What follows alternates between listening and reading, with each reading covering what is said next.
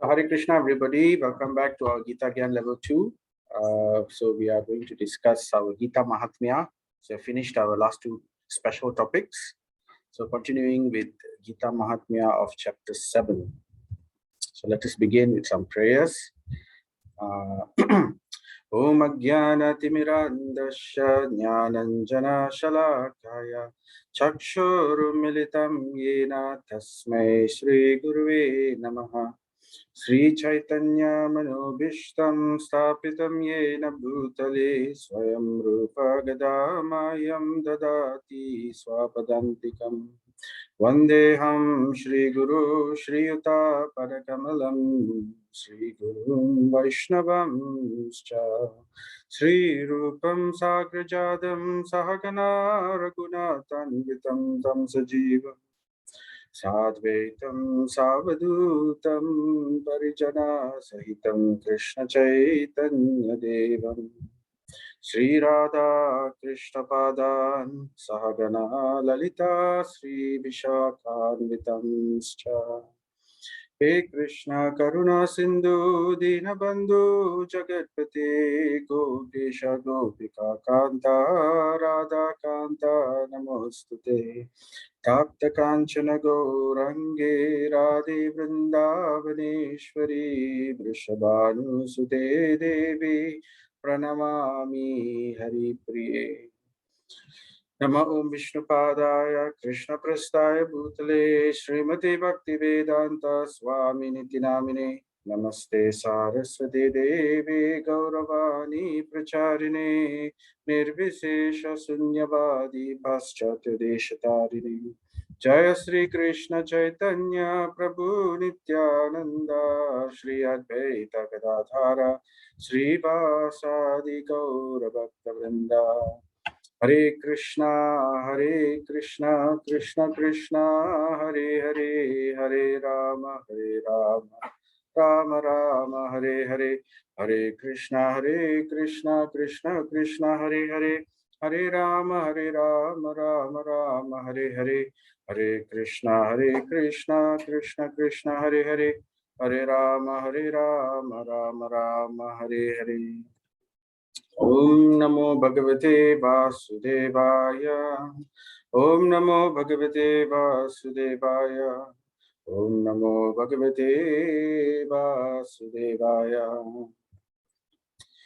So Hare Krishna again, and we are now continuing with our Gita Mahatmya from the Padma Purana, a conversation between Lord Shiva and his wife Parvati Devi. He is recapping another conversation which took place between Narayana and Lakshmi Devi. So he's repeating that conversation here. So Shri Shiva said, "My dear Parvati, now I will tell you the glories of the 7th chapter of the Srimad Bhagavad Gita, hearing which one feels his ears have been filled with divine nectar."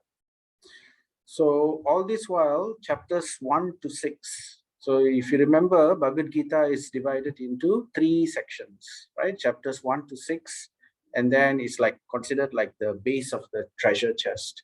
And then chapters 7 to 12 is the treasure inside the treasure chest. And chapters 13 all the way to 18 is like the cover of the treasure chest. So that's why, because we are now finally touching the treasure of the Bhagavad Gita, so therefore Lord Shiva says, one feels his ears have been filled with divine nectar. Right, so this chapter 7, it begins with, it's a story, and this story took place in a city called Pataliputra. Now Pataliputra, it's an ancient city. It's no longer called Pataliputra. There's another city that is now built right next to it. And that city now is what is known as Patna. Patna is the modern day city. And this is now in Bihar, the state of Bihar. We can see here the red point here. It's in the state of Bihar, right, towards the east of what we call India. It's a very ancient city. It's actually modern archaeologists, they trace it all the way to, early times of this Indian civilization. They talk about the Shishunaga Empire, and then there are several other empires that was conquering India at that time. Even Chandragupta Maurya, Chandragupta Maurya Empire, the Gupta Empire, even during the Ashoka, the days of Ashoka also. This Pataliputra was a capital city of this empires, modern day history, Indian empires. But actually, the Padma Purana indicates that this Pataliputra goes far beyond even modern day historical reckoning. So anyway, it's mentioned, Padma Purana is a very old Purana, and this is all written 5,000 years ago. So it was there even then. And now slowly archaeologists are starting to unearth evidence to show even further back in time. So like that, here are some archaeological sites and all. These are more modern. This is somewhere with 1500 BC during that time. But if you dig deeper, they are finding now even previous times. But after about the 7th century or so, the city of Pataliputra started losing its prominence. And then, so this area is the Ganga. The Ganga flows in this city. Now, Pataliputra is in the dotted area, the dotted region, right? And just right opposite the Ganga is this area now is this modern city of Patna. So it's within the same region. The Ganga sometimes changes its course over the centuries. So it could have run through this whole area, could have been one city. And it's described that actually Pataliputra was during the early centuries when the Greek historian, I forgot his name, Megasthenes, the Greek historian Megasthenes, when he visited India, he reported Pataliputra as the largest city in the world. So that was his writing. So it was such a famous city. Anyway, all this is just a background. So Padma Purana says in Pataliputra, the story starts, but a bit more on Pataliputra. This is the famous temple in Pataliputra, since we are talking about this Patna. Now it's modern day Patna. So you will find the most important famous temple in Patna is this temple called Mahavir Mandir. Mahavir Mandir is dedicated to Hanumanji. So this is the deity of Hanumanji in Mahavir Mandir. It's a very, very old temple, built and rebuilt several times over the centuries. And ISKCON also has a temple in Patna. So this is ISKCON temple in Patna, quite a good sized complex. And they house Jagannath Baladev Subhadra deities and Nitai Sundar Gaurahari. So it comes with restaurant and hostels and all that. So if you ever go to Bihar in Patna, then we can visit all this.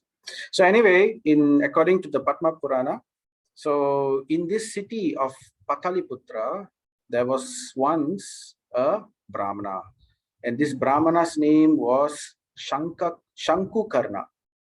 So Shankukarna, that's the Brahmana's name. And he didn't follow his vocation as a Brahmana. He gave it up, and then he started becoming a businessman. So he became a Vaishya. Although he was born as a Brahmana and educated as one, so he became a Vaishya. So like this, we have heard many stories already in the Gita Mahatmya. So this time we'll hear a different twist. So it's interesting. So this Shankukarna, he gave up his Brahminical vocation and took up business, and he became a very, very successful businessman. And he amassed a large amount of wealth. It's described in the Padma Purana that his wealth was so large, he was so successful that even kings would come and dine with him in his house. They would occasionally come to his house and they will dine with him. That was the level of wealth, that kind of success he enjoyed as a businessman. So like that, he had a big family. He had one wife, not enough. Then he had two wives, not enough. Then he went to have third wife, right? Like that. So, and he had many children also. So while he was successful, however, he was extremely miserly. he was a very, miserly, kanjus, extremely miserly, and he never performed any type of devotional activities, though he was born as a Brahmana and everything. But he never really performed any devotional activities, nor any kind of ritualistic performances for the sake of his forefathers. Now, if one is not a Vaishnava, in general Hinduism, so it is expected that one should perform some prayers for the departed forefathers. The family members who have passed away. There is some kind of ceremony which is done yearly, which is called Shraddha Ceremony. So where they offer food to the departed ancestors. So this is necessary, especially for those forefathers. Now this is mainly meant for karma kandis, those are fruitive workers. So when they die, these forefathers who follow tradition, they go to a loka called Pitra Loka.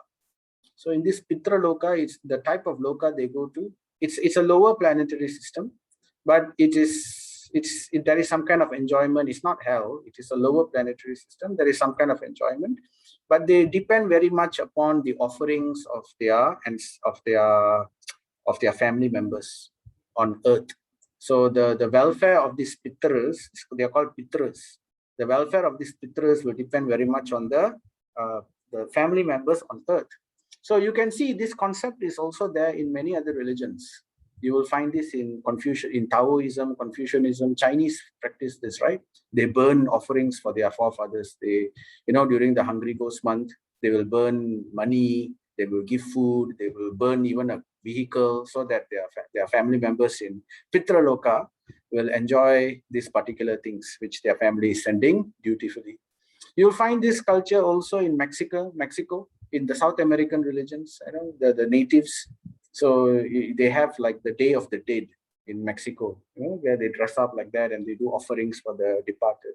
So it's there in almost many cultures around the world. It was there all over the world.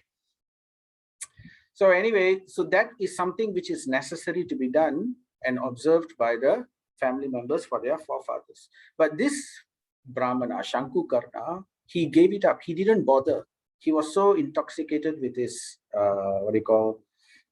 success and his family and he didn't really bother to ensure these activities were taken care of. At the same time, he was also very miserly. He will not give charity and all these things, and he was very greedy, miserly and greedy, deadly combination. So what he used to do, he used to hoard his wealth. He'll collect all his wealth. He'll keep them all. He will liquidate them. He will convert his wealth into the most precious of jewels and gold and the top quality, the purest gold.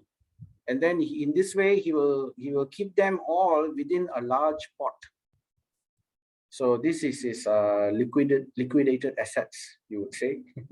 So he kept them all in his large pot, and this pot of treasure, he would guard it secretly, and he hid it in a hole somewhere where he lives, where nobody knew where he kept this money. So he's a secret stash where he kept it. So he kept it buried under the ground. So this is what Shankukarna did. So once this Shankukarna, after having 3 wives, he still wanted to enjoy life so much. So he wanted to get married to a 4th wife. So therefore, but he was, in one sense, he's not a cruel person. He was okay. He was a decent person and all. But he's just so into enjoying life. You cannot blame him entirely because he had the wealth corrupts, right? Too much wealth, and they will start thinking that they can do anything they want.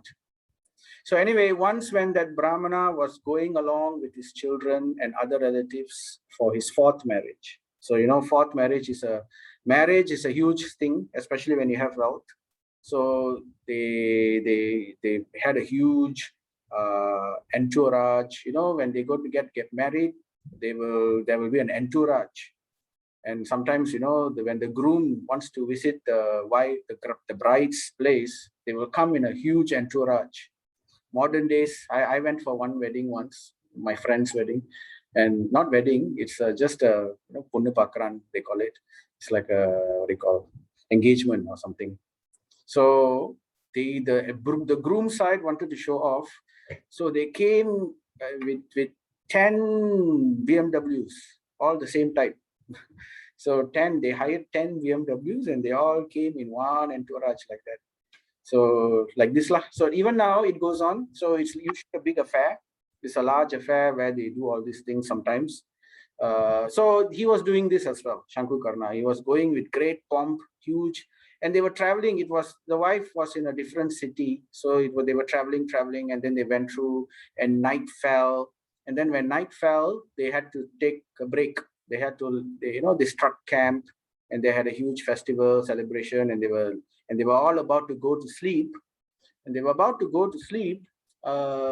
Somehow there was, amongst all the things, there was a snake, and this snake slithered into his bedclothes and bit this Shankukarna. So, and this Shankukarna, he was asleep, and when he got bitten, he got up and he started shouting, and he shouted, and in his agitation, the snake bit him several times. And then finally he managed to get rid of the snake, but he was mortally wounded. So then his family members, his wives, his children, all the other people all came rushing to him, and they tried to get the doctor, the Ayurvedic doctor. It's called Vaidya. They tried to get the Vaidya, and they asked another person, go and call the mantra reciters, because in those days there were few ways to cure snake bite. One is through medicines, Ayurvedic medicines and all that. Another way is also through mantras. So there are specific mantras one could say which can cure the poison or the venom. So they called out these people, but before they could come, because he was multiply bitten, right, and he was agitated, so therefore the poison spread very quickly, and he was in fear. And cobra poison can be very painful way to die. So and in this way he died. So he couldn't live. But the story doesn't end there, because death is not the end. So what happened in such a situation? Would you believe it? When this person died, I'll tell that afterwards. So anyway, when he died, so he did not, his destination wasn't a very good destination. So due to his negligence of taking care of his forefathers and not giving pinda, and due to his miserly nature, and due to his and also the fact that the last thing he sort of remembered, two things he remembered. I'll tell you the first thing. The first thing he remembered when he died was the snake, because he was in fear, snake bite, right? Because we have this story. Okay, by the way, I should just mention that in case Zoom crashes somewhere in between, you just don't worry, just log in again. Go through the WhatsApp and click on the link again and go to it. The last time it happened, it shouldn't happen. My version should go on more than 45 minutes. So I don't know why that happened the last time. But anyway, in case if it does. Okay, so he got bitten. So and he died, and he remembered the snake, right? And after remembering the snake, he took birth. As he didn't take birth, he became a ghost, and not an ordinary ghost. He became what is called a preta sarpa. So preta means ghostly type of creature, pretatma. But this is sarpa pretatma. So this sarpa pretatma means a snake ghost. So there are different varieties of them, species of ghost and all kinds. So this is preta sarpa, a snake ghost. So he attained this body. So because the last thing he thought was the venom, the poison and the snake, because we have this verse, right? In Bhagavad Gita 8.6, Yam yam vapi smaram bhavam tyajati ante kalevaram. Right? So whatever state of being one remembers when he quits his body, tam tam evaiti kaunteya sada tad bhava bhavitaha. O son of Kunti, that state he will attain without fail. So the word here used is sada. Sada means always. So that's why Prabhupada translates that without fail. So whatever one remembers when he dies, that he will attain without fail. It's the rule of the transmigration of the body. So it works every time. So that's why the consciousness at the time of death is very, very important. So anyway, so this person, Sankukarna, so due to his shock and due to his fear and due to his karma, miserly nature, he died in this way, and he became a ghostly being and a sarpa preta at that. But that's not the only thing he remembered. Even at that situation when he died, guess what he remembered? He remembered his gold, the pot which he kept, the treasure. So that's the reason he became a preta sarpa. So it's usually these creatures, they will guard a treasure trove.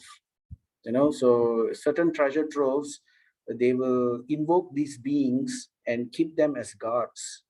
So that's what happens. So he became cursed in this way due to his forefathers' neglect, and then also due to his greed, and he became a guardian of the hole where he buried his treasure. So there was a snake hole. He burrowed that snake hole and he lived there as a preta sarpa and guarded his treasure. Now, there's a problem that after he died, his sons and all, they were able to live with his remaining wealth, but they did not have the main stash of wealth, because this Sankukarna, when he died, he didn't tell anyone where he kept this gold stash. He was so miserly, he hid that information from everyone, even his own family, even his own children. So his children, as a result, they were simply living on the estate. They didn't have sufficient money for its upkeep. But they were also quite greedy also, the family members. So they were always thinking, where did this father of mine hide his wealth? So they were looking for it. So anyway, he guarded this Sankukarna in this form, guarded the wealth, but he was very miserable. A ghostly existence is very torturesome existence. It's described somewhere that ghostly beings, they are always thirsty, they are always hungry, and they are never able to rest, but they are always tired. So in this situation, imagine for years and years and years, one is always tired, one is always thirsty, and one is never able to rest. So that kind of situation is the ghostly form of life. And they need to go through that period of time until their karma clears them before they can move on. But at the same time, they have some kind of psychic ability. So this Sankukarna was not a normal ghost, he's a special type of ghost.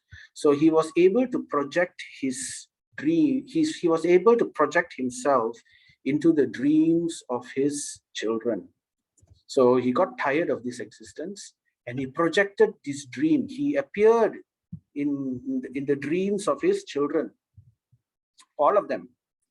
In the same night, he was able to, and in this way, several nights, he was able to appear into the dreams of his children. And somehow he was passing a message on trying to, asking the children to come and help him, to relieve him of this situation. So, but his sons were very lazy and they just didn't bother. But there was one son who was very, very greedy. And he got this dream also. And after getting this dream, he thought, maybe this is the, snakes. He knows that snakes are guarding the treasure. And he knows that this is my father. So in the dream, the snake revealed to the children that he's the father of them and is asking them to come and save. But he didn't reveal where he's situated. So, and this greedy son, he thought, okay, I think he's trying to tell me where the money is. So let me go and search. So he was the leader and he got a few of his other brothers and all, and they started looking for clues. And, some carefully they started remembering the dream, and there were some clues. And since he appeared in a snake form, they started looking for a snake booth, a snake mound, where a snake would live, And they found such a hole, a snake hole, in near their residence. And when this son, he started to explore this snake hole, he started to break the snake hole and all. So from then, what do you call, the snake emerged. So sorry, oops. Okay. So the snake emerged from it, right? And a very scary, large, fearsome snake emerged out of this snake hole, and to his surprise, started speaking in a sibilant whisper. "Oh fool, who are you? Why have you come here? Who has sent you? And why are you digging at this place? Reply to my questions at once." So the snake was speaking to the son like this. Then the son replied, I have received your message. I am your son. So since you can speak and all, so you must be my father trapped in this situation. So my name is Shiva. I am your eldest son. So in a dream last night, I saw that there was a hidden treasure buried at this place. I want to come and take it. So when this snake, Sankukarna, in the form of this Preta Sarpa, when he heard this, he started to laugh in a very snaky type of laugh, right? Then he said, if you are my son, if you call yourself my son, then why are you not performing the necessary rituals for your forefathers? Why are you not freeing me from this hellish situation? Why aren't you taking the trouble? Due to greed in my past life, I have attained this terrible form and this terrible situation. And now I can see that you are heading in the same direction. So this is what the snake told his son, Shiva. So when he heard this, the son was very scared. And then, and when he saw also the fearful form of his father in this particular form, he started to have an epiphany. He got a realization, no, I shouldn't live like this. He had a change of heart. And then he straight away repented and he said, my dear father, kindly tell me how you can be freed from this hellish situation. And then to that, the serpent, the Preta Sarpa, he replied, I cannot be freed, not by any kind of charity, not by tapasya, austerities, not by yajna, sacrifices, of fire sacrifices, and he meant that, only by reciting of the 7th chapter of the Bhagavad Gita will I be able to become free from the wheel of birth and death. So this is how he responded to his son. So it's interesting to note from here, we can just take a pause before we continue with the story to look through some lessons which we can understand. So how did this snake understand this point? So somehow in his life, past life, when he was a Brahmana, remember he was born as a Brahmana and he was trained as one, but he just never took it seriously. And then he became a businessman. So he had a lifetime to recall all the problems. And then he could really, in this particular horrible, painful form, he was able to recollect all, where did I go wrong? Where did I go wrong? So in this way, he was thinking, and then he remembered back his early life and this particular notion about how snakely births and forefathers, they can be freed by reciting the 7th chapter of the Bhagavad Gita. And also somehow he got this notion. The Padma Purana doesn't mention particularly how the snake knew, but this is mentioned. So there is no loss. You see, so Brahmana's early education, in one sense, we could say, saved him. So, in the Bhagavad Gita also, Krishna says, when Arjuna wants to know, what happens to those people who are not successful in yoga? So then Krishna says, there is no loss. Neha Vikrama Nasosti Pratyavayona Vidyate. There is neither diminution nor loss. They will simply pick up from where they left off and continue their journey in spiritual evolution.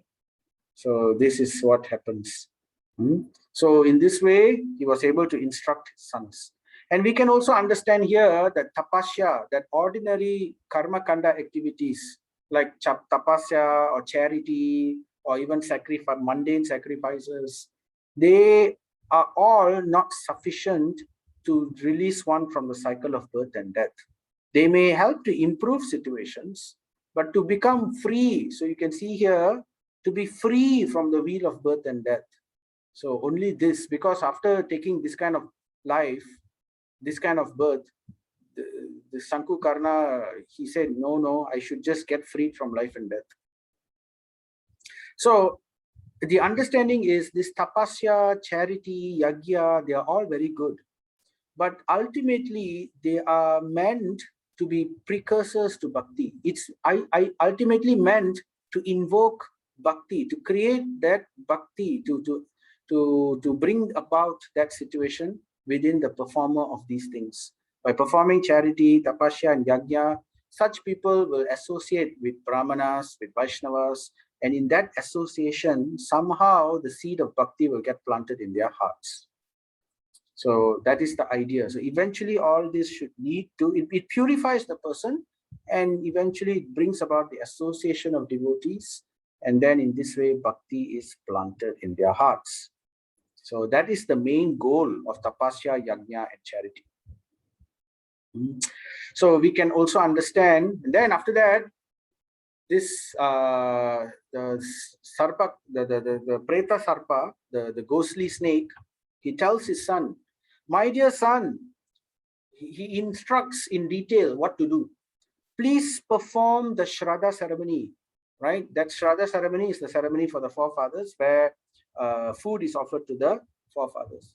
But he specifically says, invite a Brahmana who is in the habit of chanting the 7th chapter of Bhagavad Gita, and then feed him sumptuously.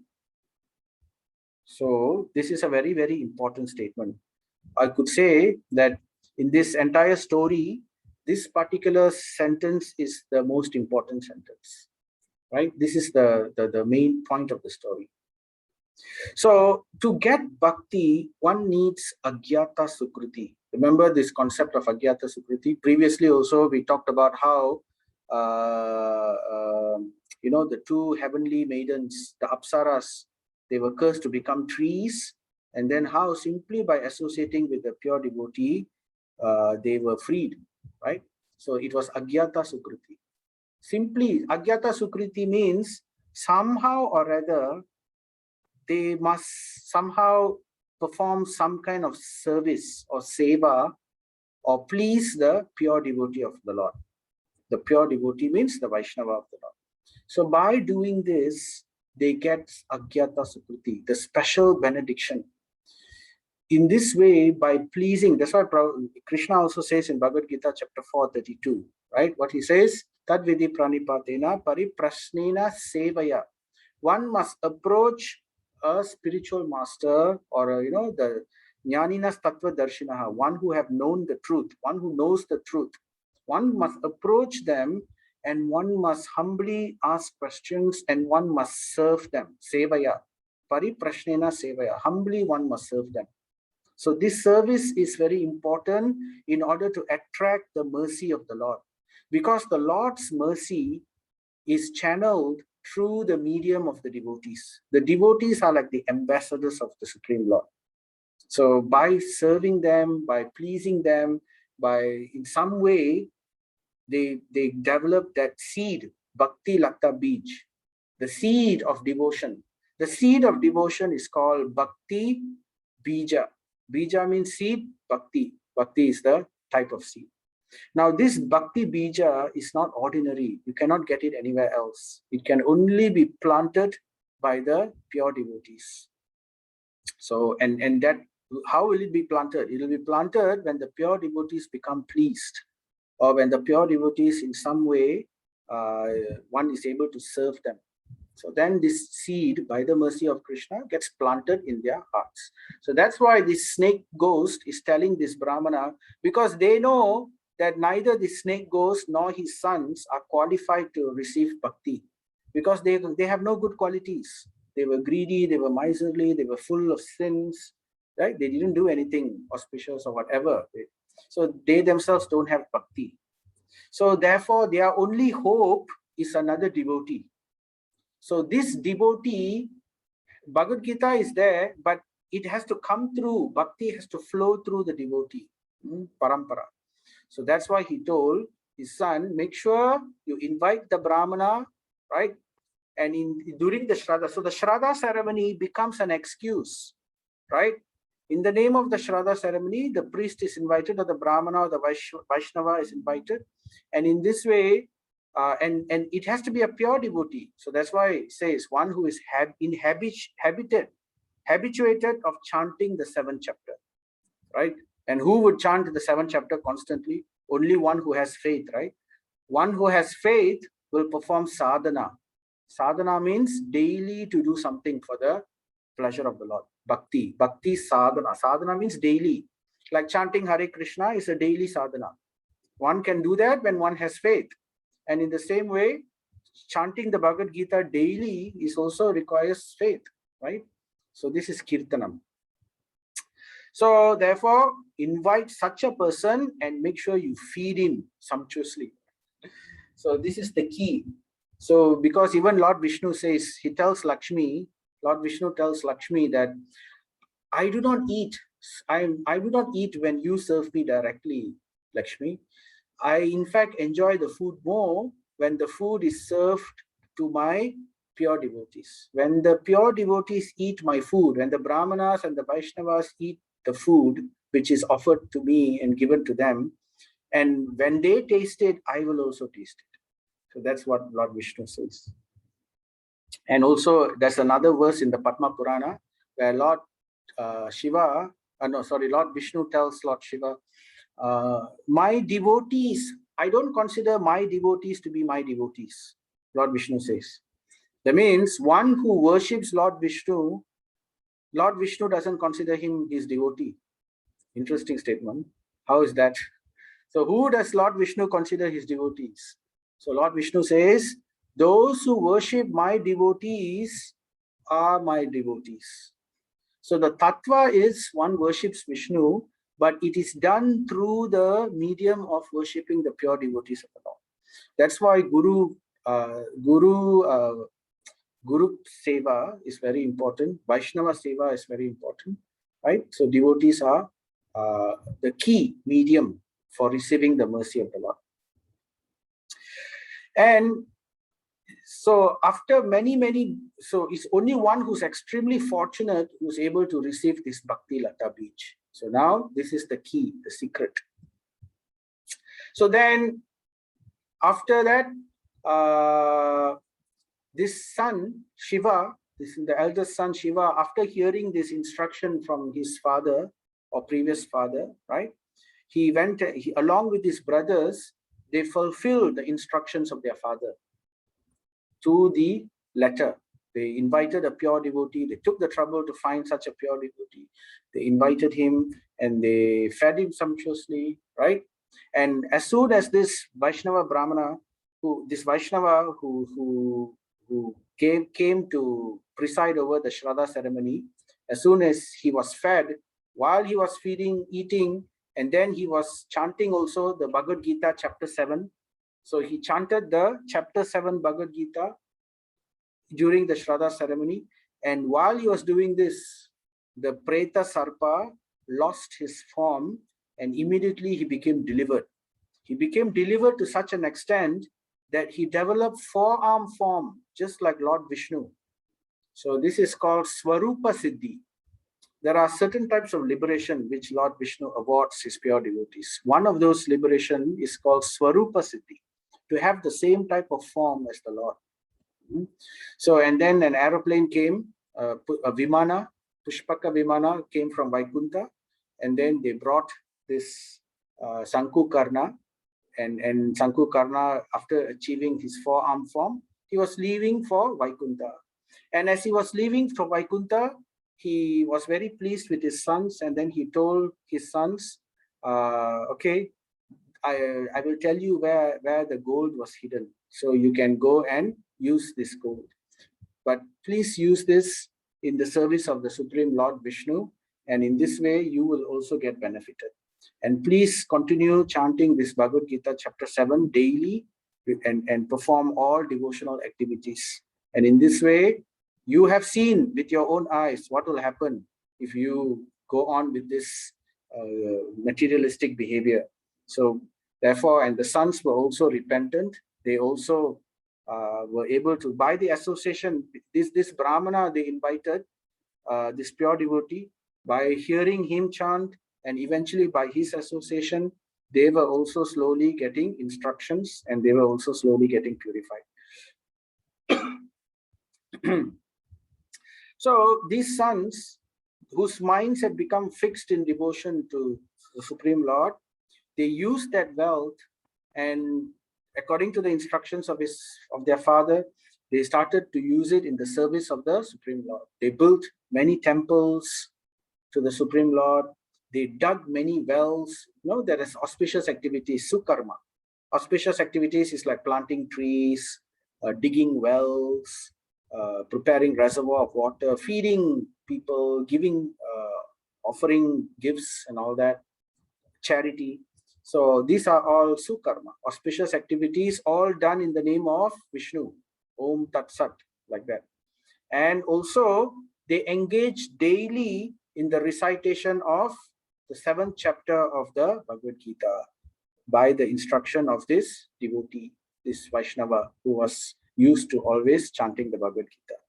So, and in this way, very quickly they became purified, and they also eventually, at the end of that life, attained the lotus feet of the Supreme Lord. They went to Vaikuntha. So it's interesting that this chapter chapter 7 is entitled Jnana Vijnana Yoga, or knowledge of the absolute. So attaining the absolute. So therefore, some lessons also we can learn that we have, sorry, did I cover everything here? Yes. Some lessons we can learn from this also, that you see, wealth needs to be purified. When one has wealth, one has to perform sacrifice, because this wealth comes by the blessings of the Supreme Lord. There are 5 factors. Bhagavad Gita chapter 18, it talks about 5 factors in one's life. One who thinks that my endeavor and my effort is the only factor is not in true knowledge. So like that, there is circumstance, there is time, and then there is the person, the body, the senses, the type of senses one has got, the type of body one has got, like that. There are altogether, I can't remember each one of them, but anyway, the 5th factor is that the Supreme Lord has to allow, the Supreme Lord has to sanction. So without his sanction, then nothing will come. So that is also important. So out of that sanction, out of gratitude for that sanction, one has to perform sacrifices. So wealth needs to be purified. So therefore, how it's purified? It can be purified by karma kandis, materialistic people. They will desperately try to perform charity. They will desperately try to do, at least the pious ones, because they want to purify their wealth. So, sometimes they will get their wealth in different means. Some kind of karma is attained by attaining all this. So to purify it, they will give charity and things like that. But even higher than that is to use the wealth in the propagation of the dharma, of the Bhagavad Dharma. That means preaching work. If one is able to use that wealth in, for example, giving Bhagavad Gita to others, or giving Bhagavatam to others, or helping other people to come to Krishna consciousness, in some way to help in the temple building or the preaching activities or giving prasadam. So in this way, that is beyond sukarma. That is actually bhakti, devotional activities. So these are ways where it can purify one's wealth. At the same time, it's also noted here, we can understand that wealth need not be given up. So one doesn't have to artificially renounce, right? One doesn't have to say, I will not touch money. There are some people who think that way. Oh, money is not compatible with spiritual wealth. No, it's not like that. Just like there are many kings who used money, who used wealth in the service of the Lord, right? Like Yudhishthira Maharaj, the Pandavas. He conquered the world, and he used the entire world and resources for the benefit of Lord Vishnu, for Lord Krishna's pleasure. He performed the Rajasuya sacrifice, and he worshipped Lord Krishna as the supreme being, and in this way, that was his sacrifice. So like that, he used it to uphold dharma, and he used it to give spiritual instructions to all the citizens. So this is proper usage of wealth. So if it is used in devotional service without attachment, then it is a cause of spiritual upliftment. Okay? So how much of one's wealth one should give? So if you read Prabhupada's books, Prabhupada says the gold standard is if one can give 50% of one's wealth, that is like as good as taking sannyas. So, that is no mean feat. There are devotees who have done that. There was one devotee in the early days movement in the West. His name was Janananda Das.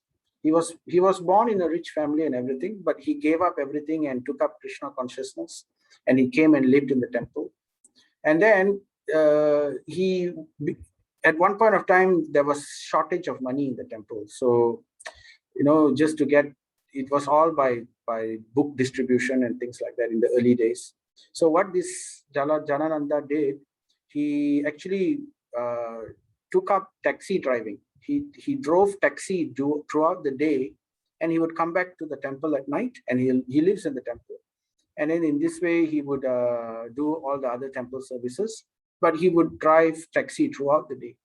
And whatever money he earned from there, he would channel it 100% into the temple.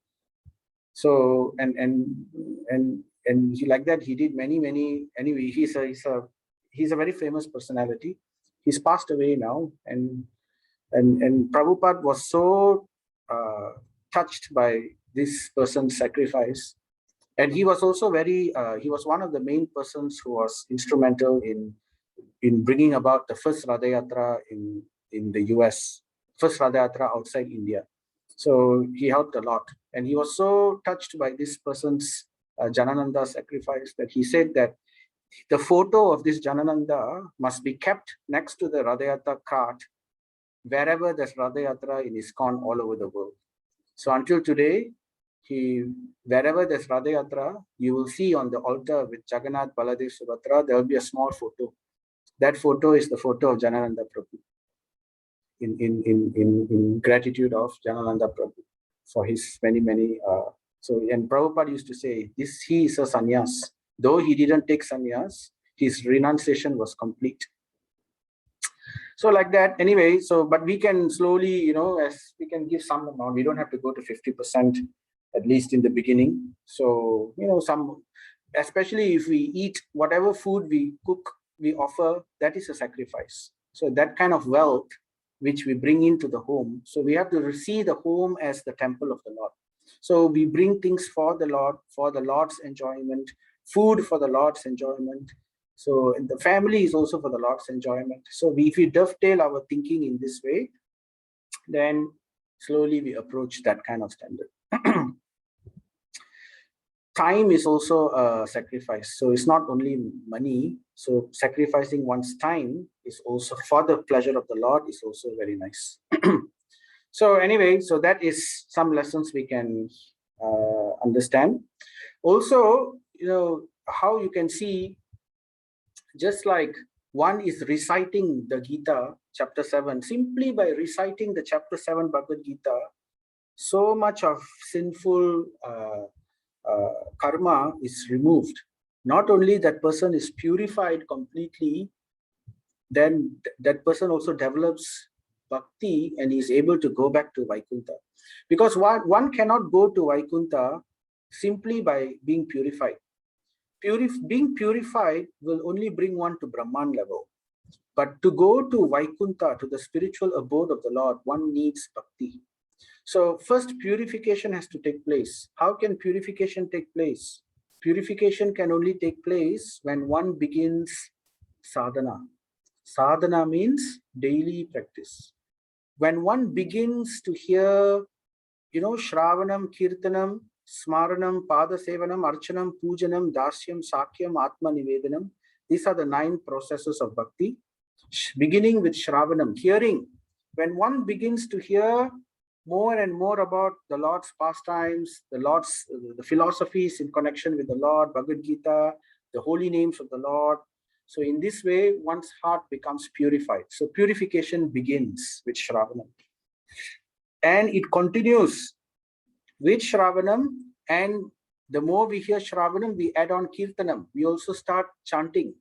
So chanting the Bhagavad Gita, reciting is also chanting. Speaking the glories of the Lord is also chanting. But chanting has to be consistent. So the term sadhana implies consistency. Every day there has to be consistency. So therefore, there should be some kind of practice like that. So the chanting of the Hare Krishna Maha Mantra is a wonderful way to ensure consistency of at least Kirtanam. And this is the Yuga Dharma. So very important practice. And in this way, we can also add on other things. So Shravanam, Kirtanam, hearing and chanting goes hand in hand. And as this goes on continuously, we become purified, and bhakti grows. The bhakti seed, which is planted in the heart, slowly grows more and more and more. And then the faith increases. As faith increases, Shravanam and Kirtanam increases. Vishnu Smaranam comes. Remembrance of the Supreme Lord comes. And then Dasyam, Pada Sevanam comes. Service starts. One wants to perform service for the Supreme Lord. So like that. And then one wants to worship, Archanam. One wants to glorify, Pujanam. One wants to be the servant, Dasyam. So like that it goes on. And eventually one wants to surrender to the Supreme Lord. So this is Jnana Vijnana, knowledge of the Absolute. So Lord Shiva says, in this way, Sri Shiva tells Parvati, I have told you the wonderful glories of the 7th chapter of Bhagavad Gita. Anyone who hears this description will be freed from all sinful reactions.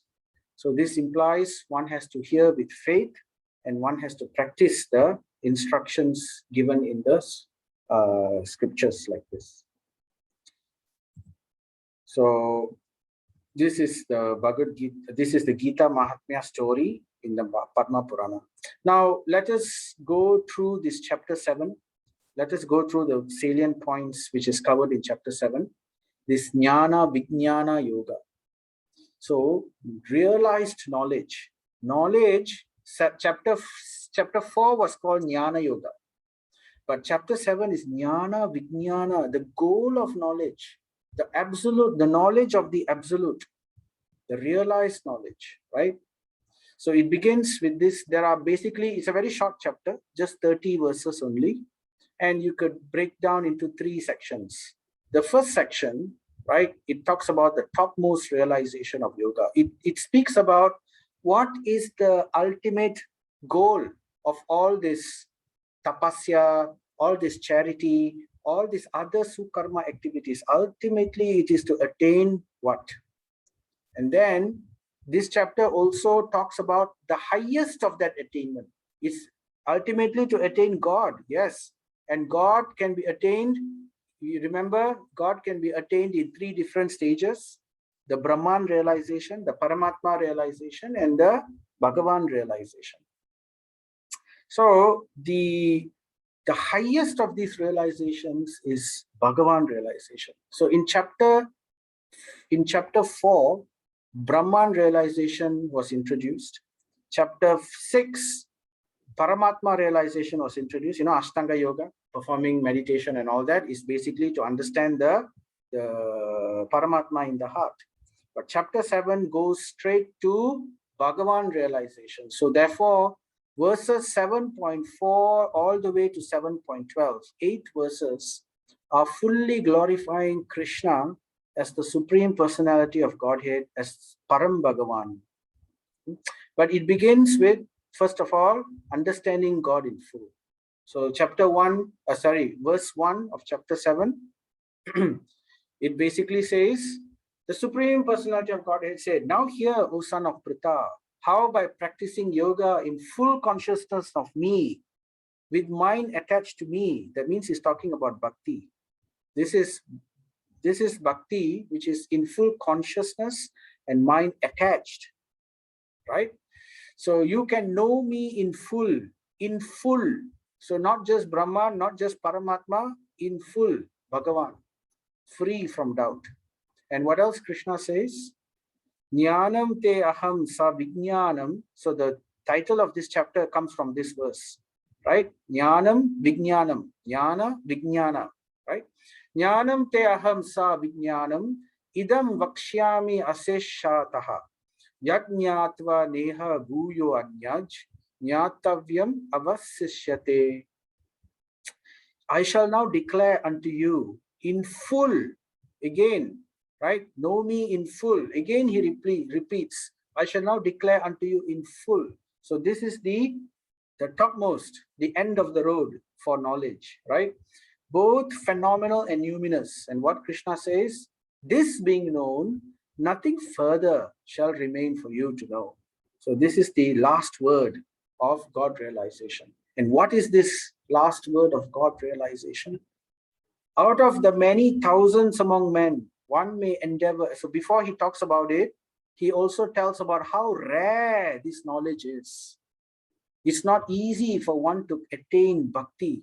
So to get this bhakti lata bija, this seed of bhakti, it's very, very rare.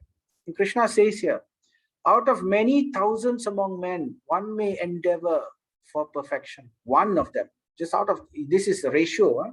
Out of many thousands, one may think about perfection, becoming perfect. Out of those who have achieved perfection, hardly one knows me in truth. So this is, you know, like for example, just now, the story, we have the Sanku Karna, right? He attained Vaikuntha, he attained perfection, but he did not fully understand Krishna yet, right? Hardly one knows me in truth. This is reserved for the Prema Bhaktas, one who is very deep science of bhakti. So that is what Chaitanya Mahaprabhu came to give the world.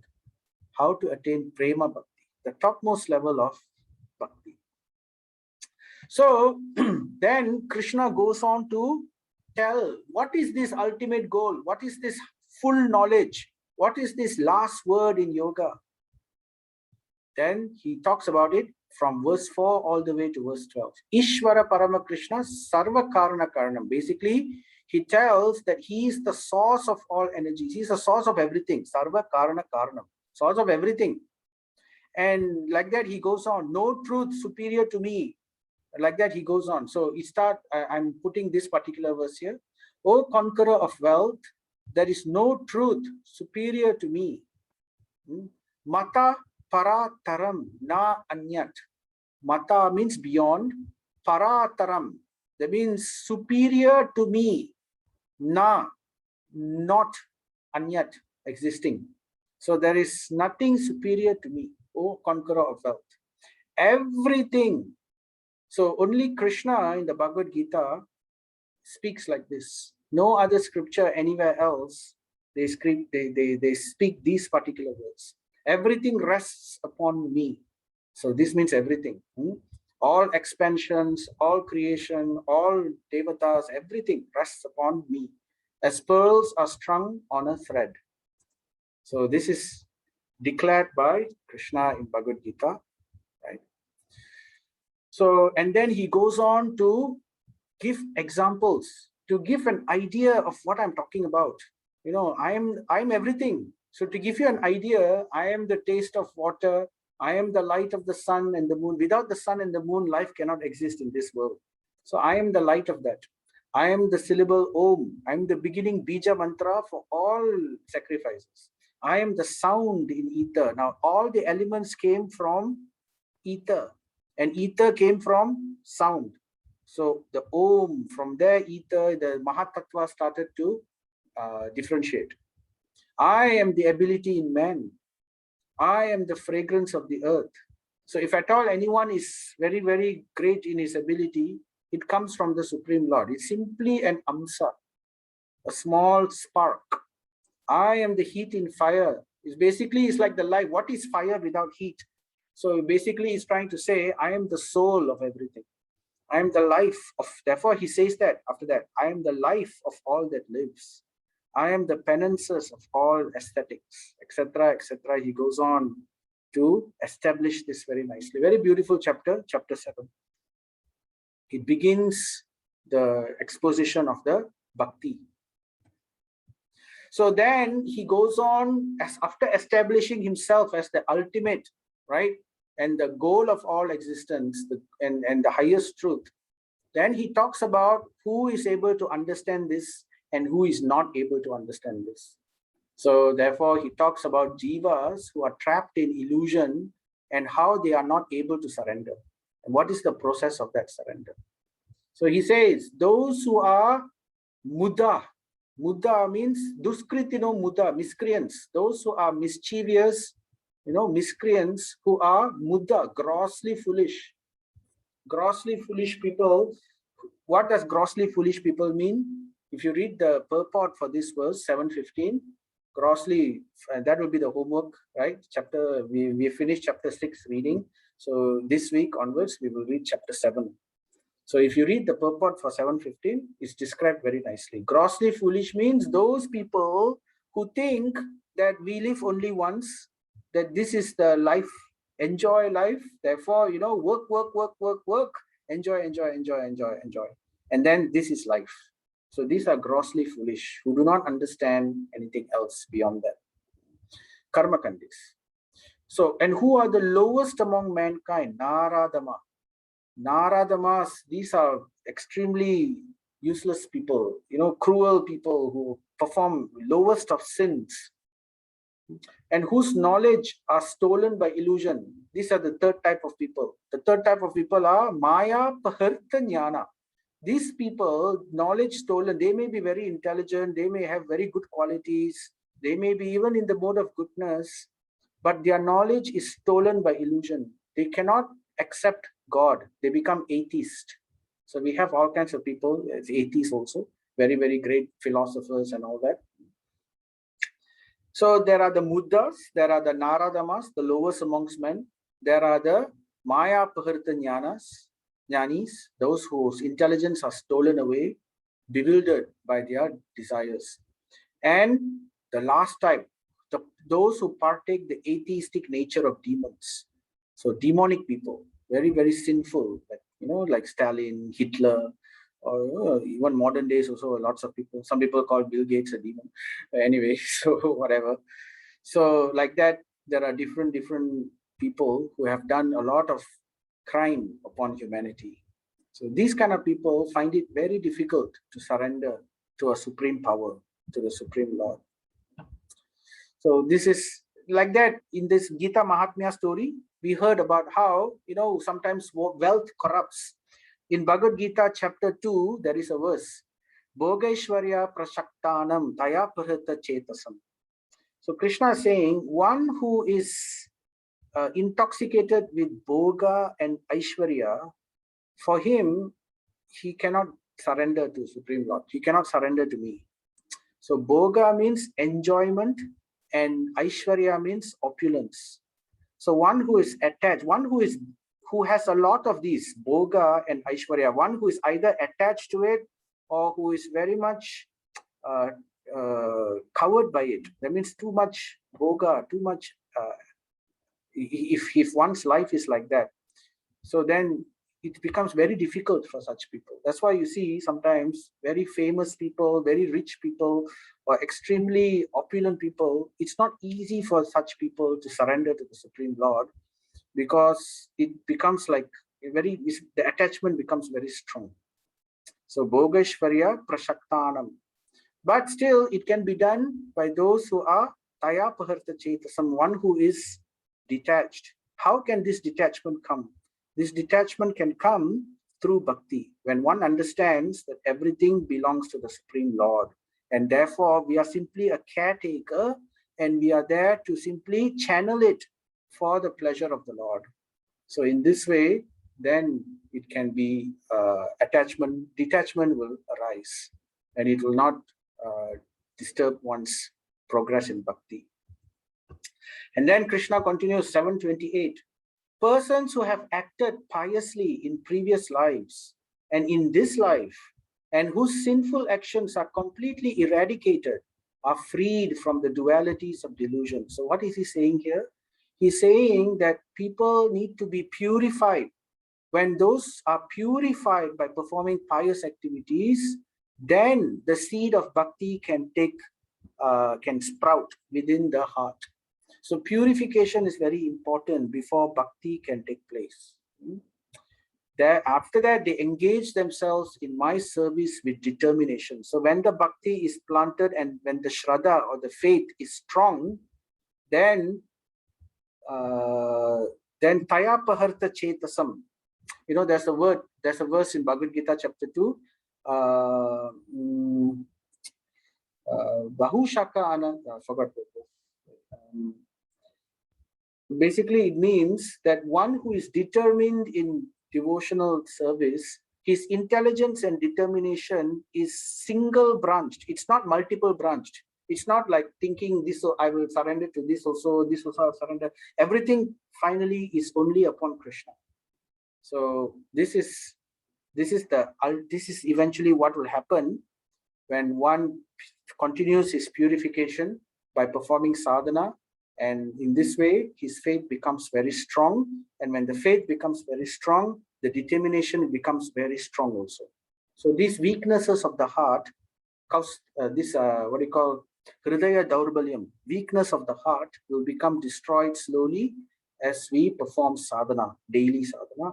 Hearing, what is this daily sadhana? Shravanam, Kirtanam, Smaranam, Padasevanam. So it begins with hearing, and that faith will lead to Kirtanam. So chanting Hare Krishna daily, reading Prabhupada's books, or reading Bhagavad Gita. So in this way, one associates with pure devotees, and one brainwashes oneself so that one is able to develop that faith to become stronger and stronger. And then 729, intelligent person. So we talked about mudas, grossly foolish, and now Krishna talks about intelligent persons, because they have understood what is the goal. Here they have understood the purports of chapter 7, that the goal of knowledge is Krishna, and he is the last word, right? And one who have understood this is called intelligent, sumedaha. Intelligent persons who are endeavoring for liberation from old age, death, and all that, take refuge in me in devotional service. So he's telling Arjuna, take up bhakti yoga. This is the intelligent path, the easy path, which can quickly lead you to the highest goal. So therefore, we end that particular discussion on Gita Mahatmya, chapter 7, and Bhagavad Gita, chapter 7 summary. So now we have one more small component also. We will talk a little bit about practical spirituality. So previously, we have spoken a little about Vishnu Charanamrita, the glories of Charanamrita. And in other classes, we have also discussed about the glories of Ganga, not in detail, but basically we all know about how important Ganga is, because Ganga herself is a Charanamrita coming from the lotus feet of the Lord. So all these are purificatory, and they can bestow bhakti. And then there is also Ekadasi. By performing Ekadasi Vrata, by fasting and following the principles of Ekadasi, to increase chanting and to increase hearing during Ekadasi, and to abstain from grains and beans and pulses. So in this way, one pleases Ekadasi Devi. Ekadasi Devi is an expansion of the mercy potency of the Supreme Lord. And in this way, we also become purified and we develop Bhakti very quickly. So then, and today I want to discuss about Thulasi Maharani. So Thulasi Maharani is also a pure devotee of the Lord. So here in chapter 7 Bhagavad Gita Mahatmya today, we heard about the importance of getting Agyata Sukriti. So how do we get this Agyata Sukriti? So these are all channels, these are all boats in which we can collect our Agyata Sukriti. So sometimes a pure devotee is not so easy for us to see. How to recognize a pure devotee, right? It's not so easy. We have to scrutinize carefully. So, and you know, we have to hear from them. Of course, Prabhupada is a pure devotee. It is proven by his, he is mentioned in, you know, predictions are there and things like that, and by his activities and everything. So, but at the same time, one pure devotee which we can have constantly in our house, an association of a pure devotee, is Thulasi Maharani. So Thulasi Maharani, the glories of, you know, Thulasi Maharani is actually a gopi who is in the spiritual world in Vrindavan, Goloka Vrindavan. And she is actually, by her mercy, this is a long story. Today we will not talk about the story, the pastime of how Thulasi Maharani came about, but it's a very interesting story. Anyway, from this story, the hair of Thulasi Maharani became the Thulasi plant, and she is worshipped in all worship of Vishnu and Krishna. You will find Thulasi everywhere, wherever Vishnu or Krishna is worshipped. Even our tilak, the Gaudiya Vaishnava tilak, the bottom one here, this is Thulasi. This is the lotus feet of the Lord, and this is Thulasi. So Thulasi is always kept at the lotus feet of Vishnu and Krishna. So it's important for us to understand some practical applications. So whenever we offer, whenever we do any offering, we should always put Thulasi, because Thulasi is priyam, very, very dear to the Supreme Lord. Any offering is not complete unless Thulasi is put in that offering. Whether the offering is food, or whether it is, you know, clothes or wealth or whatever, one should always put a Thulasi and then offer to the Lord. Then the offering becomes complete. And then, and Thulasi is only meant for Vishnu or Krishna, Vishnu and his expansions, or Krishna. It is meant for Krishna and his expansions only. It is not meant for anyone else. Even devotees do not accept Thulasi as a ornament. It's meant to be offered to the Lord only. So actually, even Hanuman, one cannot offer Thulasi. One can offer the garlands which have been offered to Krishna and then give that Mahaprasadam to Hanuman. That is possible. But if the Thulasi is not offered to Krishna or Vishnu, one cannot offer that to Hanuman. And Hanuman will not accept also. So that's basically the idea. So sometimes, you know, we see Thulasi being offered to all kinds of people, or to even Devatas. It cannot. It's aparat to Thulasi. So she's a pure devotee of the Lord. So she has to be offered only to the Supreme Lord. And she will only, just like how Lakshmi cannot be given to any other person. Lakshmi is for Vishnu. So in this way, you know, Thulasi marries Lord Vishnu. You know, there's a pastime. He marries Lord Vishnu in the form of Shalagram Shila. So it's actually an expansion of the what do you call, the pleasure potency of the Lord. So Thulasi is meant for the Supreme Lord. So there's a nice prayer. When we have Thulasi at home, you know, Thulasi also is to be worshipped. It's not to be you cannot simply go to Thulasi and pluck the leaves as we like and then, you know, munch it. It's actually, Thulasi should be carefully plucked. We should take permission from Thulasi. We should obey. We should do obeisances to Thulasi. When we do obeisance to Thulasi, there is this nice pranam mantra which we can memorize and we can say it to Thulasi Maharani. It goes like this: Vrindaya Thulasi Devyaye Priyaye Keshavasya Cha Vishnu Bhakti Prade Devi Satyavatyaye Namo Nama. Priyaye Keshavasya, right? She's very dear to Keshava. I offer my respected obeisances unto Vrinda. The name of Thulasi Maharani is Vrinda. Srimati Tulasi. Tulasi means beyond compare. The word Thulasi means beyond comparison. Nothing can compare with Thulasi. That's what the meaning means. So that's the literal meaning of Thulasi. So she is so beautiful that she's beyond comparison. That's why her name was named Thulasi. And she's beyond comparison in how dear she is to Keshava. Oh goddess, why we worship her?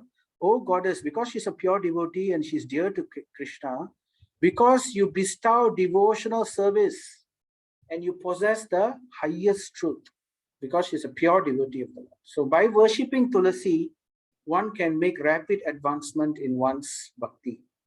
So this is a nice mantra which we can memorize, and we can say it each time we when we come to Thulasi, we should take obeisances, and then if we want to pluck Thulasi leaves, we should take it with permission, pluck it, and then after that carefully offer. So in this way, devotees don't use Thulasi soap, don't use Thulasi toothpaste, they don't use Thulasi products. Prabhupada has forbidden it. He says it's actually aparadh to use Thulasi in this manner. We can use offered Thulasi which has been offered to the Lord, then we can use it for our consumption or for medicinal purpose. But we don't really use Thulasi for medicinal purposes in that sense. Actually, at least Vaishnavas, the consciousness is more for devotion. They can take it for medicinal purposes, but it should always be with reverential, that this is Thulasi Maharani. She's not ordinary. So that's Thulasi Maharani. This is a picture based on her description. Thulasi Maharani, her job in the spiritual world is to arrange pastimes between Radha and Krishna. So, when she's like the supervisor, so when Radha Rani is waking up there and and Krishna is waking up in a different part, Thulasi Maharani, she is like the commander. She will get all the information from all the birds, all the parrots. You can see Thulasi Maharani holding a parrot. So all the parrots are like her informants. They will come and tell Thulasi that, this is happening. They are going to meet at this time. Please arrange. Then Thulasi Maharani will arrange accordingly to satisfy the desires of Radha and Krishna. So this is her job. Such an important personality in the spiritual world. So there is a nice arati. If you go to temple, we also perform Thulasi arati. And if you can also, it's very nice if we can do Thulasi arati at home. Just keep Thulasi on a pot, put it on a raised stand or something, right? You can see the picture here, how this lady is performing Thulasi arati, right? So you can just offer incense, deepa, which is the fire, and we can also offer flower. So these three is sufficient. So, and when we are offering, we can say this prayer. Namo Namaha Thulasi Krishna. I will send this prayer in a video, so you can hear it and you can try to remember it if you like. And if at least not every day, at least once a week, you can do this prayer at home in front of your altar. It's very nice, or outside the house. So the translation is, "O Thulasi, beloved of Krishna, I bow before you again and again. My desire is to obtain the service of Sri Sri Radha and Krishna." So Thulasi Maharani, as a pure devotee and a confidential associate of Radha and Krishna, she has the power to bless us with this. So therefore we worship her. Whoever takes shelter of you has his wishes fulfilled. Bestowing your mercy on him, you make him a resident of Vrindavan. So she has the power to bring us to the spiritual world. My desire is that you will also give me residence in the pleasure groves of Sri Vrindavan Dham. Thus, within my vision, I will always behold the beautiful pastimes of Radha and Krishna. I beg you to make me a follower of the cowherd damsels of Braja. Please give me the privilege of devotional service and make me your own maidservant. This very fallen and lowly servant of Krishna prays, may I always swim in the love of Sri Radha and Govinda. So this is a nice mantra. And after, while singing, somebody can sing this, somebody can do the arati. In our temples, we always do this during our Sunday. Every day it's done. We do it early in the morning, or we can also do it in the evening. And then after doing this, we go around Thulasi. We go around Thulasi 4 times. Thulasi Pradakshina. And as we are going around Thulasi 4 times, we can sing this particular verse. Yani kani chapapani brahma hityadikani cha tani tani pranashyanti pradakshina pade pade. And the translation is very amazing. By the circumambulation of Srimati Thulasi Devi, all the sins that one may have committed are destroyed at every step, even the sin of killing a Brahmana. So the sin of killing a Brahmana or the sin of killing a cow is one of the highest sins. And at every step, such sins are destroyed simply by going around Thulasi Maharani. So such is the glory of Thulasi Maharani. And in this way, we can worship her. Right? So with that, we'd like to end. So let us chant this together. Jaya Sri Krishna Chaitanya Prabhu Nityananda Shri Advaita Gadadhara Sri Vasadi Gaura Bhakta Vrinda Hare Krishna Krishna Krishna Hare Hare Hare Rama Rama Rama Hare Hare Hare Krishna Krishna Krishna Hare Hare Hare Rama Rama Rama Hare Hare Hare Krishna Krishna Krishna Hare Hare Hare Rama Rama Rama Hare Hare. So this is our food for the soul, right? So let us give our food. Every day we eat food. So every day, hopefully, we can also chant, and slowly we can increase our chanting to a higher level. So this is the Gita kit and everything. So now we have questions. Oops. Okay. Anyone wants to raise any questions? I will look at the chat in the meanwhile.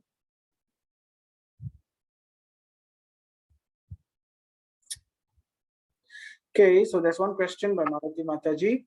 When we recite the chapter 7, must we read the Sanskrit verses to get the full benefits?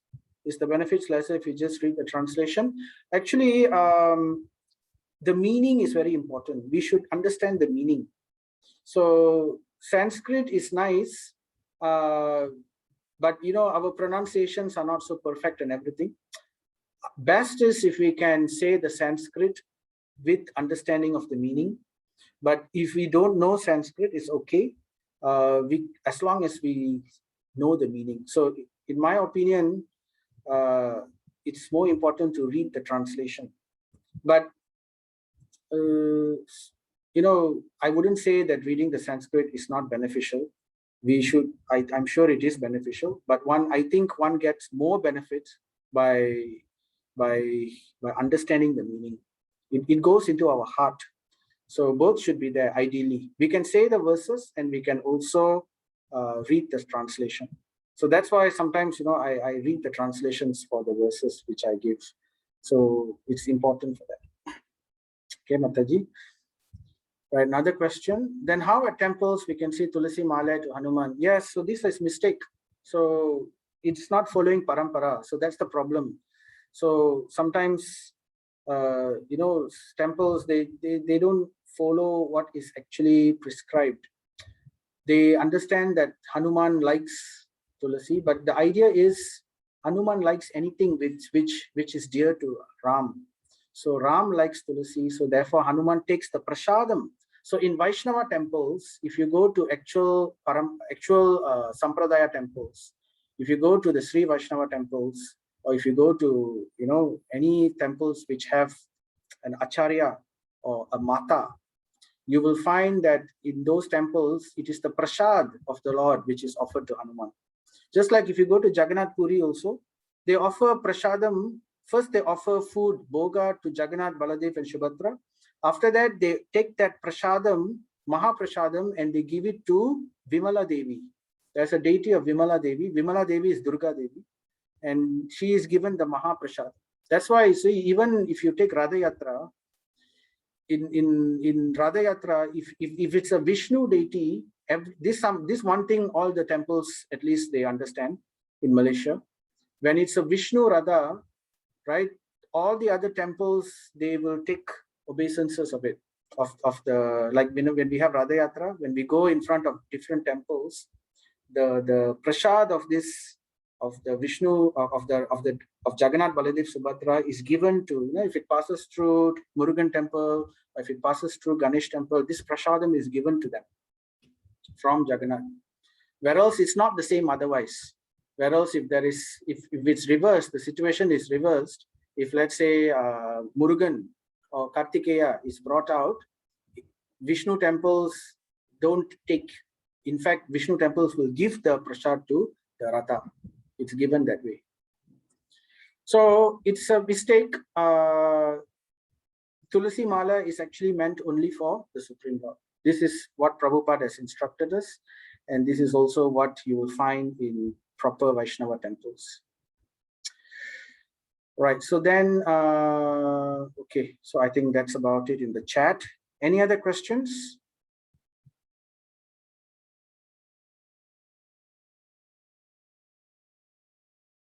Okay, there's a question from Miss Swarna Mataji.